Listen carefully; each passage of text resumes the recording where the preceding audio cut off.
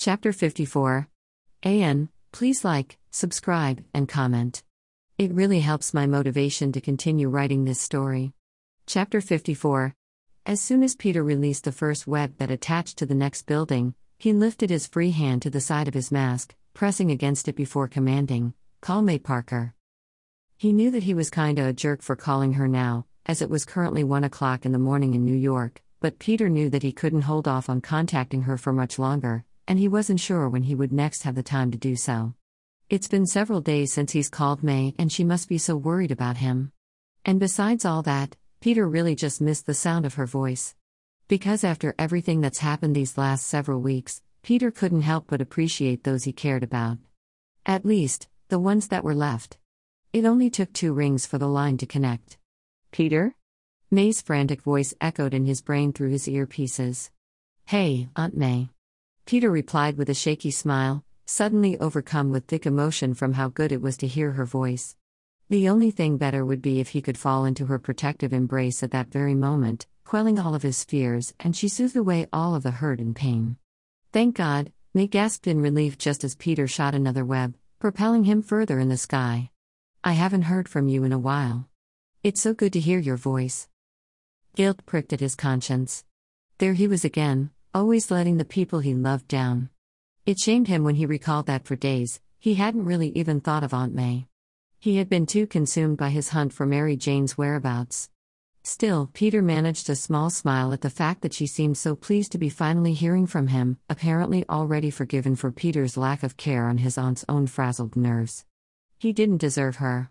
"You too, May," Peter said softly as he released another web, bypassing Prague's astronomical clock, with tourists and locals alike exclaiming and pointing up at him as he passed. His heart tightened from how much he longed to be held in her secure arms, reassuring him that the world wasn't quite as large as he currently perceived it to be.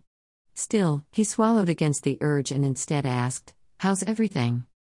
Below, there were gasps and exclamations from the populace as he swung by, but Peter didn't pay them any mind, hyper-focused on his destination and his conversation with May. "None of that now," May said, waving off his inquiry with her voice alone. "I want to hear about you. Any updates?" At this, Peter actually gave a genuine smile. Finally some good news that he could provide.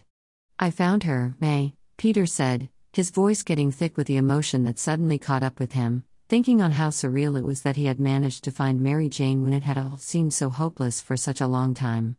"I found her and she's going to be all right." A sob escaped from the other line, and Peter waited patiently as May took the time to compose herself. "Thank God. Oh. I didn't realize how worried I was until you just said that." Another jab of guilt stabbed at him for how selfish he was in keeping Mary Jane's discovery to himself, especially since so many people that cared about her were anxiously waiting for answers. May has been one of the people in Mary Jane's life that had grown to care for her.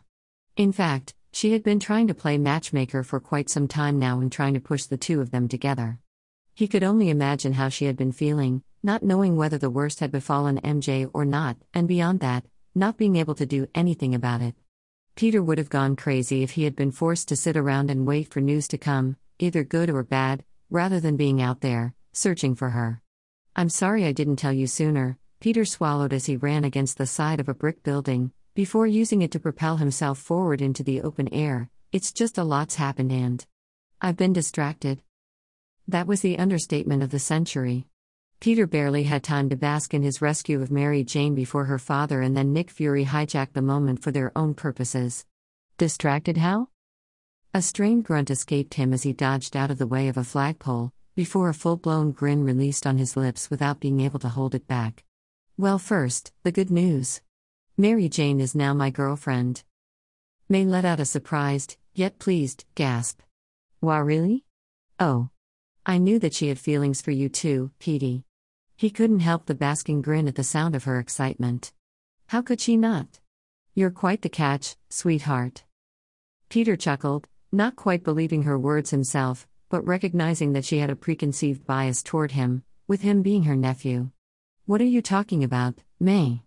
She's way out of my league." "No way," she rebutted, her tone resolute and firm, bridging for no argument. "You two are perfect for each other. I haven't seen two people moon over one another that much since your mom and dad started dating." Peter's throat got thick at the mention of his parents, making it difficult for him to breathe through the rigorous workout that web slinging provided. This was something new that he's never really heard about his parents before. It was then that he realized that he's never really thought about his parents' lives before he came along. Like most children, he sort of accepted the idea that his parents' lives never began until after he was born. And from Aunt May and Uncle Ben, he mostly ever heard stories of them all together as a family over the years, never really much from before then. Were they really that much in love? Peter couldn't help but ask in a small, wistful tone. An underlying note of regret hung in the air, that he hadn't been old enough to recognize and witness that love between his parents himself. "Oh, yes," May said immediately, her voice bittersweet. "When your parents met at Empire State University, Mary was actually already in a relationship with another man. But she later confided in me that whenever Richard happened to be in the same room, he stole her breath away." Peter had to smile at that. She only had eyes for him. "It only took a couple of months before she broke it off with her ex, and we had to hear your dad's complaints about it the entire time before that. Not even a day passed after that before your dad asked your mom out on a date." Peter chuckled at that. From the sounds of it, his dad had been just as impatient to be with his mom as Peter was with Mary Jane. It warmed his heart, and made him actually feel a connection to his dad, like father, like son. May had a smile of her own in her voice as she continued to recall the memory to him. "Ben and I were happy for your father. We had been worried about him before. He had always been the serious, studious type before your mom came around. After that, he loosened up and learned to enjoy the good things in life." Unwavering and strong-willed was how Peter remembered his dad. It was difficult for Peter to fathom that he had been even more serious before. But it lightened his heart to know that it was his mom that brought out a new side to him. A fond smile graced his lips at that, even as the underlying painful sentiment still remained. Because as nice as it was to hear about them, his parents were still gone. Regardless, he was grateful. Thank you for telling me that. It's nice to hear stories about them." He hadn't realized how much he craved hearing about them before now, almost as though he were a dry sponge that had been sprinkled with just a bit of water, bringing with it the longing to be doused with more of it. "I should have told you more over the years," May sighed with what sounded like regret. "I'm sorry that I didn't. I'll be better about that." "Thanks," was all that Peter could manage, his tongue too heavy in his mouth to allow him to say more, feeling like a lead weight all of a sudden. May hummed in response before she took the time to deliberately clear her throat, indicating without words that she was preparing to change the subject. "Now, tell me all that's happened." Peter did his best to swallow around the lump that he felt jabbing in his throat, only succeeding to a minimal degree. I don't really have the time to go over everything in detail." It was true, he was only several minutes away from his destination, and he had a feeling that Fury would be less forgiving if he wasted any more time than necessary by talking on the phone. "But what I can tell you is that Mary Jane had been held by a branch of the Italian mafia in a warehouse outside of Venice." A gasp of horror was released from the other end of the line. "Oh God, poor Mary Jane. She must be so traumatized." His mouth became very dry, and he recalled exactly how traumatized Mary Jane was, especially right after he had found her. The way that she had clung to him in absolute terror just from the thought of being left alone and vulnerable again. It broke Peter's heart. No one, especially his Mary Jane, should ever have to feel like that. A rekindling of his hatred for Lincoln sparked anew deep in his chest. He couldn't wait to confront the man for daring to mess with his girl. His desire for vengeance on Mary Jane's behalf rattled within him to the very marrow of his bones. Because someone like him had to be the most heartless and cruel for even considering the acts that he actually executed towards someone as sweet and kind as Mary Jane. But he would pay for hurting her. "She is," Peter confirmed with a mournful regret heavy in his tone, "ever since I rescued her, she's been having panic attacks at the thought of anyone separating her from me, because she only ever feels safe when I'm around." Peter paused for a moment, steadying himself before he took the plunge on his next revealed to his aunt, as a result. "She's staying here with me in Prague." Hardly a beat passed before. "Wait, Prague?" May exclaimed, her tone entirely incredulous with her disbelief of the situation he's found himself in. After everything, with how soon after Thanos, and the funeral, and the news of Mary Jane's disappearance, Peter could hardly believe his current predicament himself, wondering at how exactly he had gotten to this point. "Yeah. You remember Nick Fury? Director of S.H.I.E.L.D.? Peter asked, his voice uncomfortably tight. It wasn't beyond him to realize that he never even bothered to consult with May on any of this, Prague, the elementals, any of it. And she was legally his guardian and could prevent him from involving himself in any way if she wished it. A part of him hoped that she would forbid him, as selfish as he knew that made him. His Uncle Ben would surely be ashamed of him for how much Peter desperately longed to shuck his responsibility. Also, he could spend his days wrapped around Mary Jane's tempting embrace. Yeah? What about him? Aunt May's tone was wary, and Peter could hardly blame her. He's thrown her life upside down so many times since he's been bitten by that spider. Even before she found out his secret. Would it be the same for MJ? Would she have to constantly deal with the fallout of his double life? When I was looking for MJ, that water monster attacked Venice, Peter began, his voice slow. I saw that on the news, May mused, her voice curious at the apparent subject change. That Mysterio guy really did a number on that beast. Peter had to smile a bit at that, because Mysterio certainly was someone to look up to. He had more claim to the title of hero so far than even Peter did. Just from his one defeat of the one elemental, not to mention the other two he's defeated, he's already saved thousands of lives.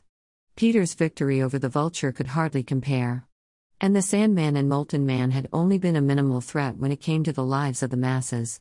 Other than that, Peter could hardly take the credit for Thanos' defeat. No. The real hero had sacrificed his life in order to achieve victory on that front. Well, I was there too, Peter said as he tried to push past the hurt that he was feeling inside as it nearly constricted his breathing, but my spider suit was still in my suitcase. There wasn't time to change. So, I improvised. It took a moment for it to click with her. Don't tell me. Peter sighed heavily. Yeah. I was the jester guy. An amused choking sound came out from the other line. May. Peter complained. Sorry. So sorry, it's just that. How do you always manage to get yourself into situations like that? Peter sighed, often wondering the answer to that question himself. The eternal Parker bad luck? May chuckled. That must be it. But what's this got to do with Fury? The urge to roll his eyes at the mention of the meddlesome man was certainly strong, but Peter was proud enough in his maturity when he had the power to resist that urge. Instead, he simply explained, he approached me after the fight, broke into my hostel room, actually. He said that there will be another monster, this one fire. Peter paused for a moment to allow time for that to sink in with her, and he needed me to join a mission in stopping it. I said no at first. I was there on my own mission to find Mary Jane.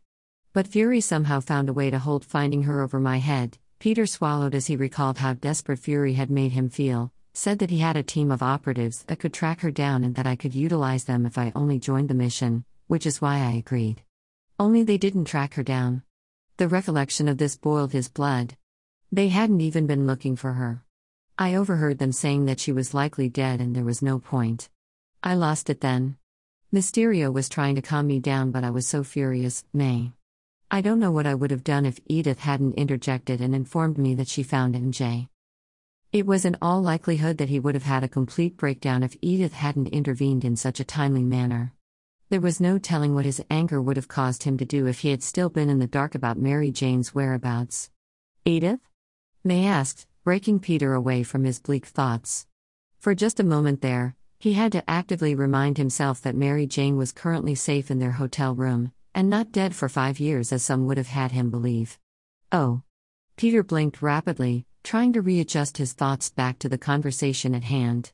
The AI glasses that Mr. Stark left me. He couldn't stop himself from choking on the name as his eyes stung. Oh, Peter, May sighed, a deep undertone of sadness in her voice as she caught onto the meaning behind his garbled stammering. Anyway, Peter rushed to say, wanting to move past the unpleasant reminder that Mr. Stark was. With a shudder, he forced his mind in a new direction, unable to complete his previous thought. I rescued Mary Jane last night, but I've still committed to Fury's mission. Not as a favor to him, but because Mysterio seems to think that he really needs my help. And now we're in Prague and... Peter, relax, May interrupted in a calm and coaxing tone. It's all right, I understand. You're doing a good thing. It was crazy how he hadn't realized before how much he needed to hear that reassurance from her until the words had already passed through her lips. He felt the tension release from a stiffness that had previously made a home in his shoulders as a result. "You think so?" He couldn't help but ask in a small voice, needing just a bit more encouragement in order to get him through the coming days. "I know so," she said, and Peter could hear the pride in her voice. "Is that why Mary Jane is with you now? Because of the panic attacks?" Allowing himself to do a lazy flip in the air as he released his webline before extending another, Peter bit his lip before answering. According to Mary Jane, Annabelle hadn't taken the news of them staying in a foreign country together all that well. Would Aunt May react in the same manner? "I couldn't just send her home on her own," Peter felt the need to begin with so that she could see right off the bat the reasoning behind his decision to keep Mary Jane here with him. "She's afraid that without me close by, that she'll be taken again." May released a long, drawn-out breath, seeming to need to take the time to count to 10 before she gave him any sort of response. "Can't say I blame her for thinking the worst," she conceded finally, much to Peter's relief. "It takes time to heal past that. But if there is one thing that I know to be true about Mary Jane is that she is strong. She'll get through this. Especially with you by her side." "She is strong," Peter agreed readily, a burst of pride for his girlfriend swelled in his chest. He couldn't think of many other people in his life that could have survived all that Mary Jane had endured, especially with any semblance of good spirits intact at the other end of it all. "Already, I saw signs that the old MJ is coming back to me. Just this morning, when I told her I had to leave, she looked anxious but didn't have a full-blown panic attack like she did last night." "That's good," May said, her voice oozing with positivity, which made Peter feel more reassured about Mary Jane's prospects of a brighter future in turn. "Just be patient, though. Don't try and push anything, all right?" "I promise I won't," Peter vowed. He would have to make sure to pay attention to all of Mary Jane's signals, making sure to never overstep or push her too far. She was already doing far better than he anticipated she would be at this point. But that still didn't mean that he should undermine her experience just because she had all of the appearances of having been already on the mend. Peter swallowed, sensing the need to change the subject matter, so he asked, "Is everything all right with you back at home?" On top of everything else, he was worried about Aunt May. It didn't sit right with him that he left her alone to stay in that dingy apartment in the Bronx. Another reason why it was awful of him for not checking in with her before now. He only hoped that Happy took him seriously when he requested that the man would check in on his aunt every once in a while. Happy seemed willing enough to extend this favor to Peter, but he would have to check in with the man himself to see how May was really doing, or rather, what she would undoubtedly hide from him if anything was worse off than she made it appear. "It's starting to look promising," May said, her voice hesitant but still laced with optimism. "I've got a scheduled meeting with the bank tomorrow to reclaim our finances. You wouldn't believe the wait time for that with all of the blip trying to do the same thing. But my manager gave me my old job back, so I've been making enough cash to get by." Relief beyond measure settled over him like a cool blanket on overheated skin. Yet another worry quelled. If May had her old job back, then Peter couldn't help but think that they would be able to make it through all of their financial trials eventually. They would just have to be frugal with their spending in the meantime. Peter was fine skipping a meal here or there until the dust has settled. He found out far too frequently that his body could actually withstand quite a bit of abuse, and a rumbling, hungry stomach would hardly make a dent as far as damage went. "That's great news, May." Peter beamed, beyond happy for her. She must be so pleased to finally get a semblance of normalcy introduced back into their lives. The only other bitter note that accompanied it was that she had been left to figure all of this out on her own without Peter's help.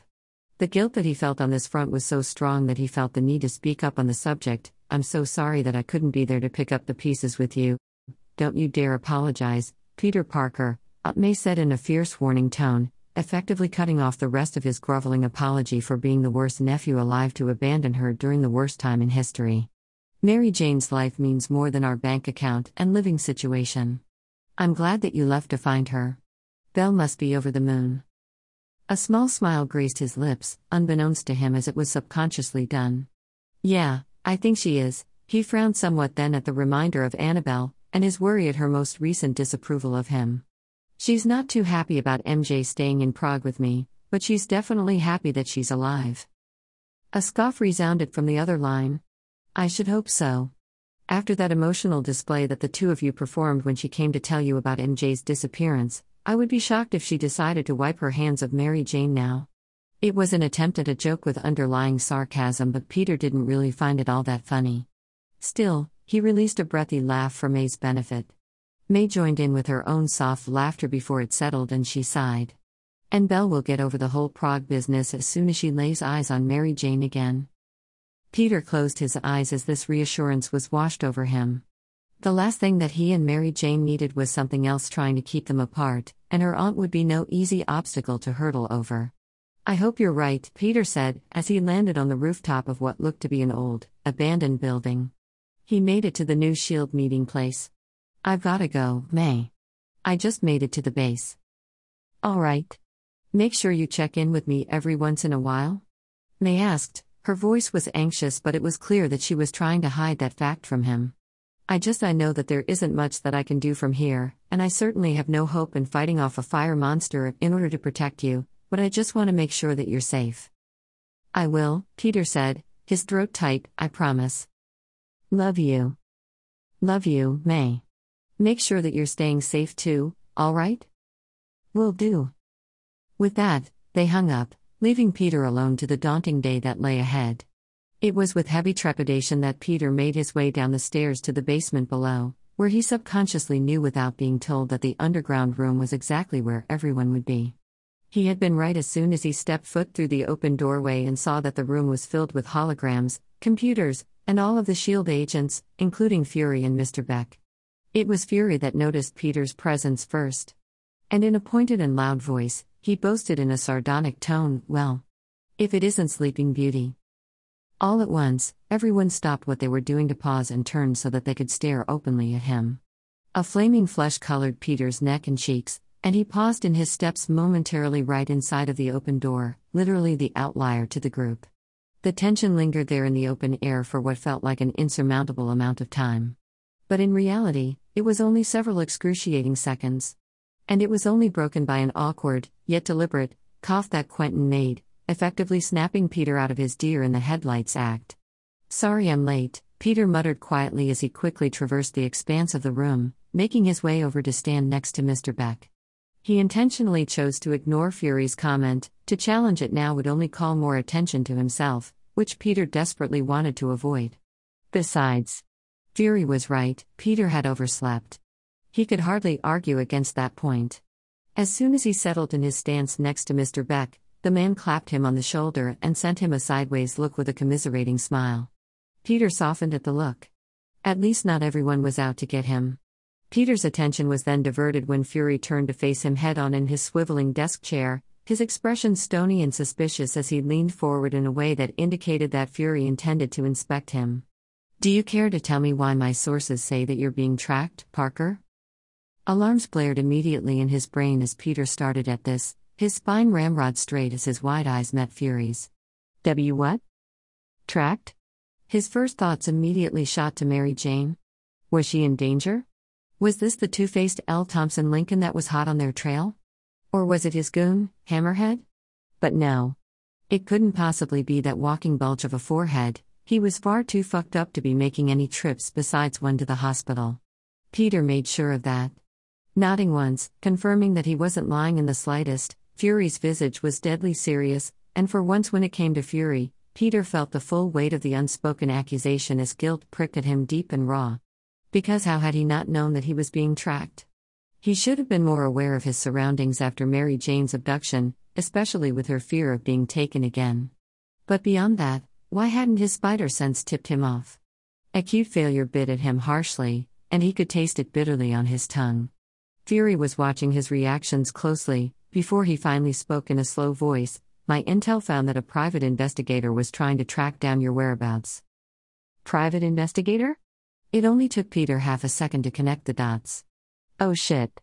Peter groaned as his head fell into the palm of his gloved hand. Harry? Harry? Mr. Beck questioned softly next to him, and Peter lifted his head in order to display the full extent of the dread that he felt in his eyes. He was imploring them to realize that he hadn't intended for any of this to happen. Harry Osborne, Peter said, as his face blazed with color under everyone's weighted stares. But the name didn't seem to ring any bells with them, so Peter then had to continue on in order to explain further. Billionaire heir and son to Oscorp's Norman Osborn? He, also happens to be one of my best friends. A spark of recognition flashed in Fury's gaze at Peter's clarification, but that was only a moment before his eye narrowed with what appeared to be aggravation shot Peter's way. You're shaping up to be more trouble than you're worth, Parker. His words hit Peter in the chest like a sledgehammer. On one hand, they served to be the spark that lit the pyre that had been building larger and larger ever since Peter had met Fury, because how dare he say such a thing to him when Peter didn't even want to be here in the first place. It was Nick fucking Fury that dragged him into this mess to begin with. But on the other hand, the words were simply an echo of what Peter had been hearing repeatedly in his own head for weeks now. You are nothing but a curse. How could he be mad at Fury for saying something that he knew to already be true himself? The warring emotions inside left him in a strange state of limbo, almost leaving him lightheaded and dazed as all he could do was stare at Fury as a response to his comment. Next to him, Mr. Beck sighed and placed a comforting, heavy hand on his left shoulder. Why is he tracking you? He asked in a soft tone. For a split second, his tongue felt weighted and heavy, almost like it was made out of lead. But he swallowed against the odd sensation and forced himself to be able to speak. Because he was looking for me and MJ. He thought that we were both kidnapped. The longer that he spoke, the more logic seemed to grasp at him. Because why was Harry still tracking them? What purpose was there now that Peter reached out already and reassured him that they were all right? But I reached out to him already. He should have pulled his PI back. Well, that's not the case, Fury said before he turned his chair around, giving Peter a view of his back as he addressed Maria Hill. See if you can find out more on Harry Osborn. I don't want anything disrupting the mission. She nodded in a stiff and authoritative manner. Yes, sir. Before she walked away, headed for a computer at the other end of the room. At her orders, everyone else went into motion as well, getting back to the work they had momentarily abandoned when Peter had walked into the room. Frantic suddenly, Peter immediately took out his phone and sent a message to Harry, hoping that he wouldn't come off as too desperate in wanting Harry to rapidly sever the agreement he had with the private investigator. Mary Jane hadn't really been able to fall asleep after Peter left like she had told him she would. There was just something about the comfort of his firm, warm body that left the feeling of lacking behind without it. Not to mention the feeling of restlessness. She really had tried to close her eyes and fall asleep again, but no matter what position she turned herself in, she couldn't fall past that barrier into blissful sleep. With a huff, Mary Jane rolled over onto her back and stared at the ceiling. It was perfectly smooth. Not a single sign of popcorn there at all, a rare sight indeed for Mary Jane, who was used to all of the old buildings of New York City that used the textured substance on the ceilings to hide all of the imperfections. She couldn't understand why she found this to be so captivating to stare at as her thoughts began to stray. Peter had been so handsome this morning, with his hair wild and a hint of a shadow on his cheeks. She honestly couldn't recall a time when she hadn't seen him barefaced, and though she did prefer him that way, it was difficult not to notice how well he pulled off the unkempt look. She blushed as her mind immediately took a sharp turn as she wondered if he would ever sleep shirtless with her while they were here. It was a ridiculous thought, because of course he wouldn't, but the appeal that the idea gave her sent butterflies dancing around in her stomach. She had the privilege of seeing Peter shirtless once before, when she had almost walked in on him in his spider suit, but he had stripped out of it before she could catch him. She had appreciated the view then and really wouldn't mind a repeat performance. His defined abs alone were something that she wanted to rub her face in as she inhaled his sandalwood scent. With a groan, Mary Jane threw an arm up to cover over her eyes, trying to hide from her own wanton thoughts. What was wrong with her? They had only just gotten together. She doubted that Peter would want to be moving that quickly. Frankly, she wasn't too sure on that front either. Sighing, she uncovered her eyes again only to be met with the sight of the ceiling again. Well, she wasn't doing any good just laying there staring at the ceiling, moping and missing Peter. She might as well try and keep her mind occupied if the prospect of keeping her body active was not yet an option. Reaching over, Mary Jane grabbed the remote where Peter had left it for her on the edge of the bed and pressed the power button to bring the TV to life. It took a while for her to find something in English, as nearly everything was in Czech, and when she did, it was a puppet show that intermixed the two languages, obviously trying to teach English to children. She watched that for a measurable amount of time, mimicking some of the words of the Slavic language to the best of her abilities. When the show ended, it switched to what looked to be a Czech dance competition, which immediately served to pique Mary Jane's interest. She readily sat up more fully in bed and tried to mimic the dance moves with her arms, though she was unable to fully copy the choreography with her legs being essentially useless. Soon enough, the exercise with her upper arms expended all of her energy and she flopped back onto the pillow, breathing heavily but beaming widely. At least she managed to get some exercise in today. She would be on the road to recovery in no time. The rest of the dance competition left her endlessly frustrated with her longing to bounce up and put her own little spin on the steps that were displayed on the TV, but soon enough, she managed to figure out that one of the buttons on the remote allowed her to access the hotel's available streaming platforms. An excited lurch came up from her stomach as she sat up in bed once again. After not even a second of deliberation, Mary Jane settled on streaming YouTube. She hadn't realized until that moment that there had been a longing within her to be caught up with what was going on in the world. It was strange to have been cut off from current events for so long, essentially leaving her in the dark. Well, living under a rock was about as discomforting as it sounded, and was a feeling that she immediately wanted to rectify. As luck would have it, one of her favorite New York news stations was live streaming at that very moment. Excitement bubbled up in her chest at the thought of hearing what was happening in her precious New York City. Homesickness hit her with a wall that was fast and unapologetic. But as much as she yearned to be in the presence of the familiar skyline, she could easily admit that the appeal lost itself at the thought of returning without Peter. Because Peter Parker is a part of what made New York feel like home now.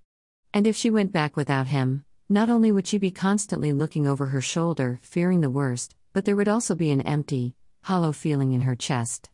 Regardless, she refused to return without him, and she was very glad that he was being so accommodating to her wishes on that front. Besides, soon enough they would both return, and all would be right in the world. She could fall back into a familiar routine, a level of normalcy. Only, it would all be even better than it had been before. Because for probably the first time ever, she and Peter were completely on the same page. No more secrets. No more lies. Only the beginnings of what she suspected to be a whirlwind romance. The thought made her smile as she hugged herself, biting her bottom lip to keep in a giggle that wanted to escape. She really found a good one in Peter Parker, so much so, in fact, that she was determined to keep him. With that, she pressed the button to start the live broadcast of the news anchors.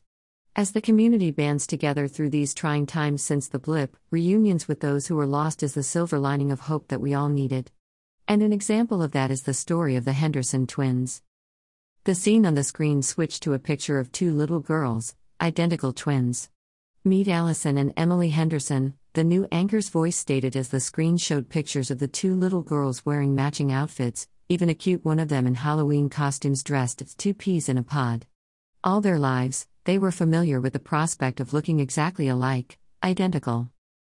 The scene switched to a man and a woman sitting inside of a living room with the tagline of Jack and Millie Henderson at the bottom of the screen, obviously the parents to the twin girls. 5 years ago, there were people that weren't able to tell them apart. The mom spoke up, a bit choked up as her husband did his best to console her by rubbing her back. But that was 5 years ago, the host went on to say as the screen shifted to show newspaper headlines proclaiming about the blip, as little Emily Henderson was blipped by Thanos' snap. While her twin sister, Allison, was not. It was so hard, the mom said with tears in her eyes as she reappeared on the screen. The husband also had red-rimmed eyes. The loss of our daughter was devastating to deal with. But more than that, it was difficult to see what she would have grown up to look like every time we looked at Allison's face. But now, the twins have reunited. Only, they aren't quite so identical. The host revealed as the scene shifted to show two girls sitting on a pink single bed with lilac-purple walls surrounding them. "It's like I have a big sister now," Emily Henderson exclaimed with a toothy grin as she sat next to her now much older twin. "Which is weird, because I was born first. I was always the oldest one. This doesn't change the fact that we are twins." "Sisters," Allison interjected, her voice sounding much more mature, only with a level of melancholy in the undertone of her voice. "We will always be connected in that way, even if we age differently now." Mary Jane stared wide-eyed at the screen, her own naivety hitting her square in the face. Because for some reason, she hadn't realized it before. There were so many more implications to the blip than she originally thought. Families had really been separated. Her poor Aunt Anna. Thinking that she had died all these years. That was when it suddenly hit her. Mary Jane had died. So had Peter, for that matter. Who else had been lost for 5 years? Her dad had managed to survive, she knew that much. But Harry? Whatever happened to him? Or the few friends that she made at school? A coldness swept over her. What about her mom? Her thoughts short-circuited for a moment. Her mom. She hadn't thought about her in such a long time. Though it had never been explicitly stated, she somehow knew that her dad and her mom finally separated after years of endless scream matches and verbal abuse. But have they ever officially divorced? If her mom died in the blip, would that have made their marriage contract null and void? And if she is now back, where had she gone? Why hadn't she tried to come looking for Mary Jane? There was so much to think about. So much discovery that needed to be made about her old life and what had happened to the people vital in it. One thing that she knew for certain. She had been naive in thinking that things could ever go back to normal. Unexpectedly, her life had taken a sharp turn and veered off course onto a new, beaten path, unfamiliar and untraversed. In her happiness with Peter this last day since he discovered her in Italy, she had mistakenly thought that the only thing to change would have been her relationship status with him. But now she was faced with the reality of having to pick up the pieces of her old life and try to find a new routine to give her a semblance of peace. It wasn't until that moment where she realized how much she had been relying on getting back into the swing of her conventional habits upon returning to New York. Hoping that it would keep her from falling apart at the seams if she only just pretended that everything was fine, so that she could deceive herself into thinking that the abduction had never happened. Unbidden, tears slowly started to cascade down her cheeks as it hit her hard. Gathering her knees close, she hugged them to her chest in an attempt to console herself, all while acknowledging that it was a poor substitute to the comfort of Peter's arms. She cried silently for several minutes, the noise of the broadcast a muted buzz in the background.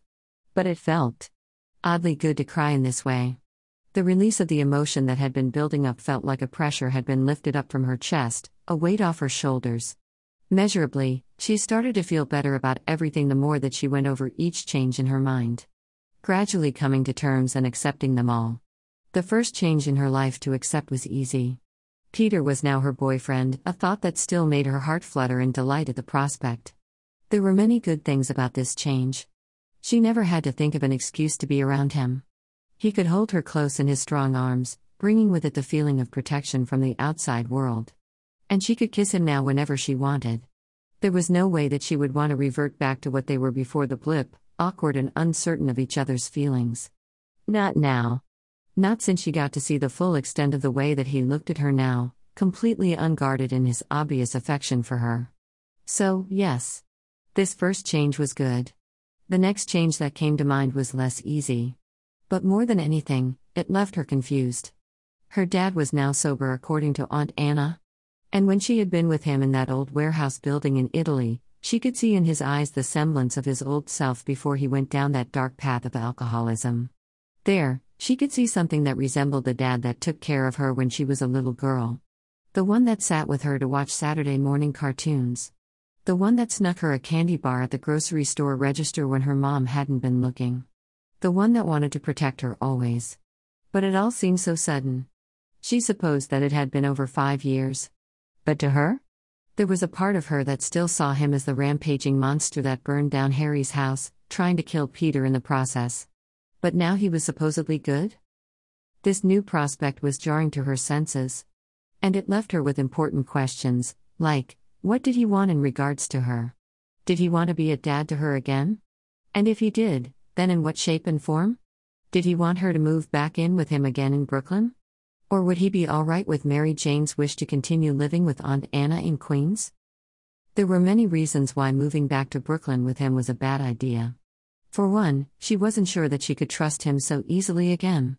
She's been burned too many times in the past on that front, no pun intended. But beyond that, she finally had a life in Queens, at least, she had built one there before all this blip madness happened. But there were some things that she knew would be the same that she could rely on. She knew for certain that the quiet level of peace that came with living with Aunt Anna would be the same. And being in Queens meant that she would be close to Peter, which was always a plus. And May would be there too. As much as she loved her dad, when weighed against everything else her life had to offer, living with him hardly compared. Especially since she didn't trust him, no matter what Aunt Anna said to try and convince her otherwise. Plain and simple, he had gone and deliberately turned himself into a monster, and immediately went on to abuse that new power of his for his own selfish gain. For most people, that alone would be unforgivable. But then again, would she rather that her dad hadn't changed at all? That he was still borderline abusive every time he went on a drunken binge? She shuddered as memories accosted her, flinching as the noise of her parents' screaming insults echoed in her mind. No. As strange as the new development was to her, her dad's transformation over the last 5 years was a good change. One that she would eventually have to get used to and come to terms with. But he would slowly have to work on regaining her trust again, because she was done handing it out so freely. The next adjustment that she had to contend with was the loss of her modeling career, and as shallow as some may think it appears to be after what the world is currently going through, she couldn't help but feel a deep, mourning loss for the dream that had barely had a chance to begin. Because after 5 years, surely Mr. Lincoln has forgotten who she was. He probably chalked up her disappearance to the blip and then wiped his hands of her. But if the blip never happened, would Mr. Lincoln have searched for her when she never arrived at the photo shoot in Venice? She was certain that Peter would have tried to find her if he had been able. But that brought her to another thought, this one much more unpleasant. She would have to talk to Peter about this tombstone guy that had ordered her abduction. Not only would she be unable to truly move on until he was found, but he somehow pegged her as the one who knew something about Spider-Man's secret identity. How he found that out, she was uncertain. She really had prided herself before in thinking that she had been exceptionally discreet when it came to her relationship with Spider-Man, and that was all before she found out that it was Peter underneath the mask. Regardless, she was confident that between her insight and Peter's combined efforts of both brain and brawn, that they would bring down the infamous warlord that just so happened to make Italian mobsters scared of their own shadows. Tombstone may be some sort of hotshot in the criminal empire sphere, but Mary Jane knew without a doubt that he was nothing compared to Spider-Man. She had seen Peter in action, saw him fight when passion wasn't even on his side, and he still came out victorious. When anger was actually added to the mix.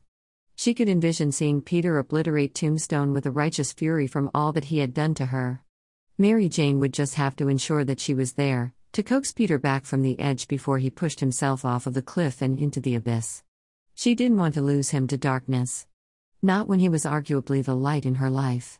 In the end, compartmentalizing these changes in her mind, and thinking on them all individually, made it easier for her to start on the road to her new normalcy. She would be able to start anew. Focus on a new routine. Create new aspirations. New dreams. She always did like acting on a stage more than modeling anyway. And that, right there, was her silver lining, a plan for a new beginning, where every new step that she took, she could be rest assured that Peter would also be there by her side. A burdensome tension snapped throughout her entire body before it released like mist under the hot sun. For the first time since she left New York City to come on this ill-fated modeling tour, she finally felt like her old self. Yes, there was still much healing that needed to be done, but the prospect of that no longer seemed so daunting. Her outlook on life no longer had an outline of darkness that surrounded the edges of her vision. Instead, she was seeing the world for how it was. And yes, it was scary. But she was confident and brave enough to want to face it head-on. Because she was Mary Jane Watson, was she not? She had all the confidence in the world. And no one, not even the infamous Tombstone, could ever take that away from her. It was then that the segment on the news shifted and they began discussing a new topic, one that captured her attention immediately. As half of the population is aware, there has been an ongoing war of dominance over organized crime. The news host, Ken Tucker, began with a serious visage on his expression. The three-way struggle for control has been occurring between the infamous Kingpin, Tombstone, and the big man of crime, otherwise known as the Green Goblin, ever since the blip occurred. Mary Jane gasped and reacted violently at the name Tombstone. What in the actual fuck? The increasing pressure that the local populace of New York has had to endure has caused for civilians to cry out for an effective means to put an end to the chaos. And many now wonder why Spider-Man has not yet intervened. Mary Jane's jaw dropped, too invested in her shock to think too deeply on all that she was hearing as a blurry far-off picture of Peter in his Spider-Man suit was then displayed on the screen, obviously an old picture due to the location of the background being Manhattan. The other female anchor, Susan Turk, chimed in then. 5 years ago, there was speculation that Spider-Man was one of the blipped upon his notable disappearance from soaring through our skyscrapers. This was only confirmed by a representative of the Avengers nearly 3 weeks after Thanos' snap. But since over half of the population has returned to us, courtesy of the Avengers, many wonder about Spider-Man's continued absence. Especially since it has been confirmed that he was spotted amongst the numbers fighting in the battle against Thanos. Ken Tucker interjected again as he folded his hands together on the desk. Here to comment is J. Jonah Jameson from the Daily Bugle. If possible, Mary Jane's jaw dropped even further as the camera panned outward to reveal that the hateful man, J. Jonah Jameson, was sitting at the other end of the broadcasting stage. His face was already splotched red as he seemed to be already working himself up into a frenzy. I think it's rather obvious why Spider-Man stays away. Jameson raged as he leaned forward eagerly in his chair to point aggressively toward the camera. He looked one step away from spitting or even having foam frothing out of his mouth like some rabid dog, his face growing increasingly purple the longer that he spoke. He's a coward. That's why he's always hidden behind the mask. The pounding of her heartbeat was so strong that she could hear it in her ears, radiating heat as her fury built. How fucking dare he? The nerve of this sad, pathetic, little man. Her fingers twitched with the desire to reach through the screen and wring his neck just to get him to shut up, because he clearly didn't have a single fucking clue of what he was talking about. But before she could reflect further on the bodily harm that she wanted to inflict on this deplorable waste of a man, he continued speaking. And what he said next rocked her entire outlook on the world. We were better off with Tony Stark to protect the world rather than a cheap knockoff in a red and blue onesie. But sadly, we lost a true hero the day that Tony Stark sacrificed himself for the good of humanity, and instead we get stuck with a hero that is never around when you need him. Mary Jane gasped. The words became a muted buzz, nothing but white noise. Gravity tilted on its axis, so much so that her body fell backward into the pillow, no longer able to support her body in its upward position. Tears sprang to her eyes, bursting like a dam against a raging tsunami. Tony Stark died? Immediately, her first thought went to Peter. Did he know? If he did, then why didn't he say anything? Or perhaps, he was just as much in the dark about the situation as she was. He had been off-grid for quite a bit of time, it seemed. If that was the case, how in the world was she supposed to break the news to him? She could picture it now. Peter's face falling broken and helpless as he fell in on himself in his grief. Her heart trembled from how much it ached at the mental image. Though she met and knew Tony, it hadn't been on a deeper level, not like it had been for Peter. So all of Mary Jane's pain was for him. A stray thought suddenly came to her, a recollection of their first night together in her Aunt Anna's apartment. It seemed like a lifetime ago now. But one detail stuck out to her that she couldn't help but fixate on. When Peter had amnesia, the very first memory that came to him had been of Tony Stark. Tears trickled down her cheeks from the pain that he must be in if he actually knew. And if he was aware, had he been hiding it merely for her own benefit? Her mind raced at the prospect. How would she be able to tactfully figure out where Peter's mind was at on the matter without outright asking him in a blatant and unfeeling manner? She would have to probe carefully, in order to see if he already knew or if she had to somehow break the news to him if he didn't. Until then, she could only wait and wonder. Wiping at her eyes, her surroundings slowly started to come back to her as she took in deep breaths. One thing that she knew for certain was that she had to remain strong for Peter in this instance, just as he was strong for her with her own troubles. She could do that. She could be the supportive girlfriend to him, hold him close as he grieved his close mentor and friend, whispering words of comfort in his ear and just let him know that she was there. That she would always be there. Her mind shifted to the last conversation that she had with Tony on the phone. It was after the Green Goblin attacked and Peter was still unconscious from the aftermath of the fight. Mary Jane had been alone and frantic, stuck in an airport with no way of knowing if Peter was all right or not. But then Tony had answered Peter's phone and managed to sway her fears. What followed had been a revealing conversation. One where Mary Jane had admitted more of her feelings that she hadn't even realized that she had on a conscious level at the time. Where she had inadvertently blurted aloud to Tony Stark that she loved Peter Parker. It had been a surprise to her at the time when she had said the roundabout phrase. But the intention, the feeling, behind her words had been clear. Tony immediately caught on to it. Had even teased her for it? It had been a bonding moment for them. A sigh of regret fell from her lips. She could genuinely say that she was going to miss the man, and not just for Peter's benefit. If nothing else, Tony Stark was a hero. One that deserved her automatic respect from all of the good he has done for the world. And he had been an excellent mentor to Spider-Man, had been gearing Peter up to eventually take on the mantle that Iron Man would eventually leave. Only now. The mantle was now ready to be claimed, wasn't it? Some may see it as too soon, but Mary Jane had all the faith in the world that Peter would excel in the position. He had all of the heart, morality, courage and strength to be able to handle anything that was thrown his way. He could do this. But it seemed that this was a sentiment that some people didn't share with her. The new segment recaptured her attention as they moved past recapping Tony Stark's memorial to switching to interviews with pedestrians on the street. "What is your opinion on Spider-Man's absence?"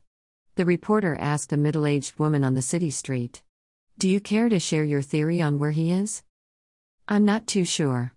My wife seems to think that he has PTSD after the Thanos alien fight and has retired early. I can see that as a possibility." It switched to a new person, a young, college-aged man as he stood next to a group of his friends, obviously students from ASU. "He's totally hiding," the boy said, a cocky grin on his face. "We all have bets for when the coward will finally show his face." "Yeah," his friend laughed next to him as he elbowed his other friend as though he were sharing a joke in good jest. "We think that he actually went into hiding after the Green Goblin totally creamed him before the blip. Did everyone else forget that? The guy totally got his handed to him." All of them laughed in remembrance in such a douchy manner that Mary Jane had to recoil in disgust. Everyone knows that he's too chicken st to face off with the Green Goblin again. Especially since Iron Man isn't here to save his again as soon as things go south. Mary Jane continued to watch in stony silence as Peter's reputation as a hero was being trashed on the internet for anyone to see. Her blood was boiling to such degrees that it was starting to feel uncomfortably hot in the room. A protective instinct rose within her, but she was left feeling helpless from lack of knowing what to do with it. How was this fair? If Peter were able, he would be home in New York right now, beating the shit out of these wannabe warlords. It's not Peter's fault that a freaking fire monster was about to attempt to destroy the world. And people back home thought that he was being a coward? He was the exact opposite of that in every way. He was going out of his way to save the world when he was going through so much personally. Not only did he have to grapple with her disappearance, but he had to try and find her so soon after coming back from the dead. All of that after an epic battle against fucking aliens? Where his friend, more like a father figure, actually, had sacrificed himself and died. After all of that, he was still willing to set out and save them all. How dare they doubt him? The pounding in her ears was so loud and difficult to think past. If only people knew the truth. If only they could somehow see Peter in the same light that she did. If they did, then they would see how wonderful, kind, funny, and brave he truly was. Mary Jane gasped as an idea came to her. Of course. It was a risk. And she would have to fight tooth and nail in order to convince Peter, but this would solve everything. It has been hours and Peter has yet to hear any word back from Harry. Periodically, he would check his phone and refresh his Instagram DMs to see if his message had even been read by his best friend. But so far, he's been left in the dust. It was this worry that was niggling at the back of his mind as he tried to pay attention to the proceedings surrounding him. There was so much going on. Agents were walking back and forth between monitor to monitor. Fury was giving a lecture on the plan for taking down the fire elemental, but Beck had to interject every once in a while if he had concerns or comments. But the overall plan never really changed and they just kept talking in circles over and over again. On top of all of that, Peter kept an eye on Maria Hill, looking for any sign that she tracked something important in her research on Harry. He would be lying if he said that it didn't worry him that S.H.I.E.L.D. was taking an active interest in his friend. Were they afraid that by tracking Peter through a PI that they would stumble onto information about S.H.I.E.L.D. as well? Or was it more personal than that and they were prepared to act on the offensive when it came to gearing up against Harry before he had the chance to discover any sensitive information? He now regretted informing the group at large that he suspected that it was Harry that was behind the private investigator that was trying to track down Peter. He could have kept that information to himself, but he knew that they would have found out who was behind it eventually with or without his input. "Harry, what have you gotten yourself into?" he muttered under his breath as he checked his phone for the 100th time that day. Here Harry had been accosting Peter with worried messages for days, and he chooses now to ghost Peter in return? "Are we boring you, Mr. Parker?" Fury's voice infiltrated Peter's bustling and stress-inducing thoughts. His head snapped up in alarm, only to be met with a glaring eye in return. "What?" Peter stammered as he blinked rapidly at Fury, trying to think of what to say in response. "No," Quentin suddenly interjected with a level look of his own directed Fury's way as he crossed his arms authoritatively over his chest. "He's just thinking about how we asked him to help us as a favor, but you keep giving him a hard time." Shooting his attention to Beck, Peter looked on at him with so much appreciation shining in his gaze. Quentin's words gave Peter a small boost of confidence that he felt that he was severely lacking today, if not for several weeks at this point. If nothing else, Quentin made Peter feel like he was a heroic cavalry coming in at the final hour for backup rather than a bothersome nuisance that everyone had to put up with in some way or another. "A hard time?" Fury released a short laugh, but it came out sounding more like a scoff than anything. The noise irritated Peter to degrees that he wasn't used to feeling. It's his job as a hero. He chose this life. It's time he starts living up to the responsibility of it rather than sleeping in. "I didn't mean to sleep in," Peter interjected, his face rising with choler as he tried to contain his building anger. Fury rolled his eye at him before leveling Peter with a look. "In a way, that's even worse. That means that you are just naturally negligent when it comes to duty. I thought that you would have been more attentive to the mission now that your little girlfriend has been found. But you pay even less attention as before. She's a distraction." If Fury knew what was good for him, he would refrain from mentioning Mary Jane in any sort of negative light in front of Peter. The way that he was talking about her was degrading in the tone of his voice, almost indicating that he felt that she had no right in being here with him at all. Peter bet that if Fury had his way, Peter would have never rescued Mary Jane at all and instead chose the path of being Fury's obedient lapdog of a soldier in a never-ending war of good versus evil.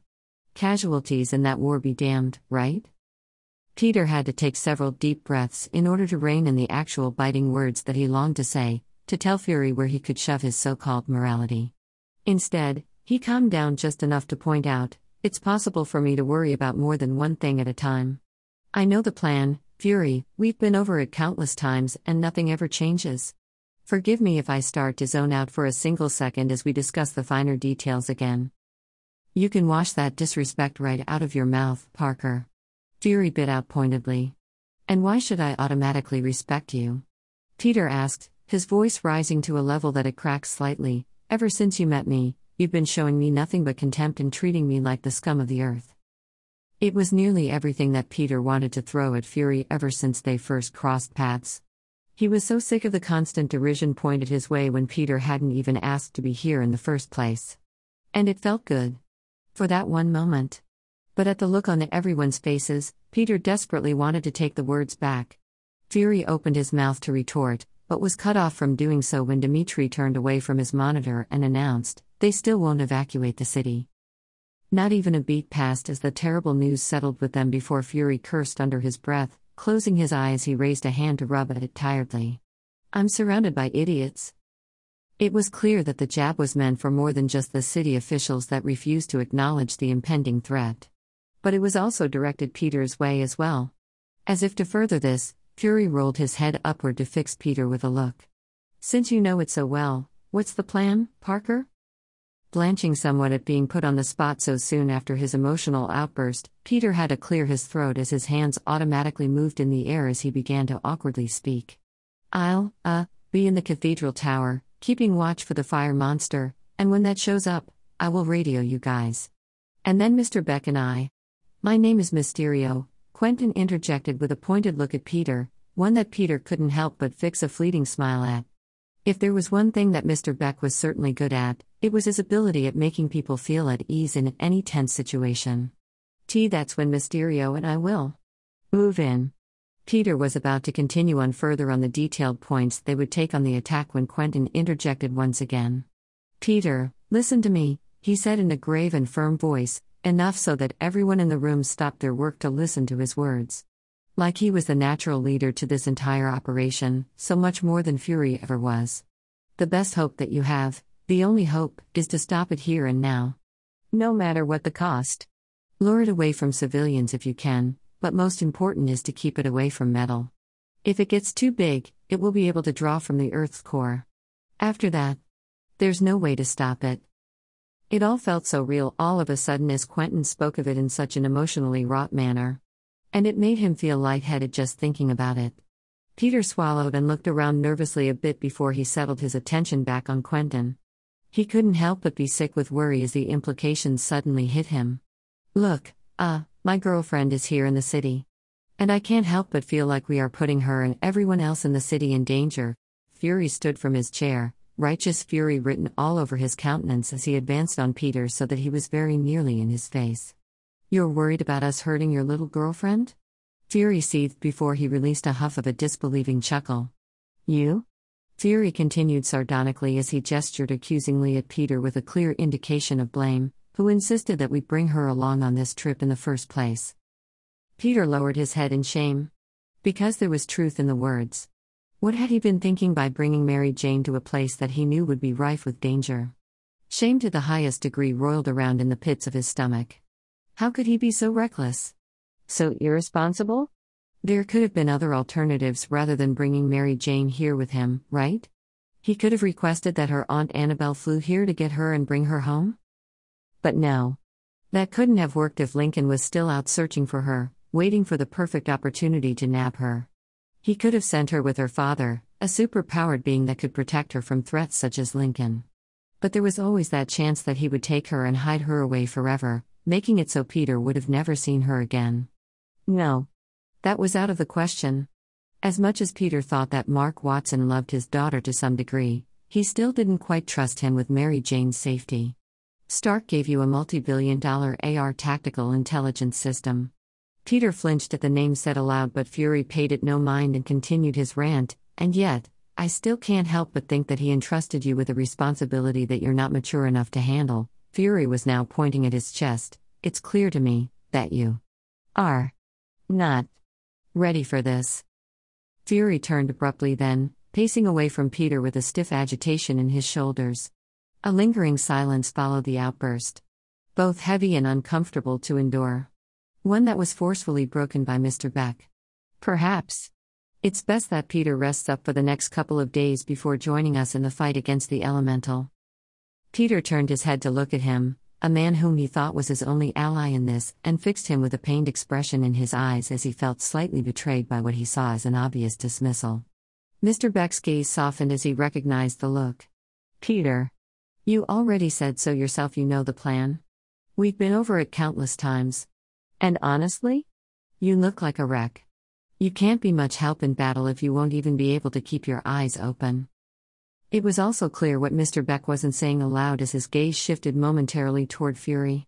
He wanted Peter to give Fury some time to calm down over the coming days without having to endure Peter's presence. Peter huffed, so many emotions were warring within him: embarrassment, shame, guilt, anger. But mostly, he had the feeling that he didn't belong, that he was no longer welcome within the ranks here. It was strange because this is what he actually wanted. Right? To be told that he could take Mary Jane and go home? That he could forget this hero business for a while and be free to rest and heal? And grieve? Yes, he wanted those things. But it was strange that he now recognized that there was a strong desire for him to stay and see things through. To perhaps mend some bridges along the way. But to be outcasted until the battle meant that there was no such desire to fix things on their end as well.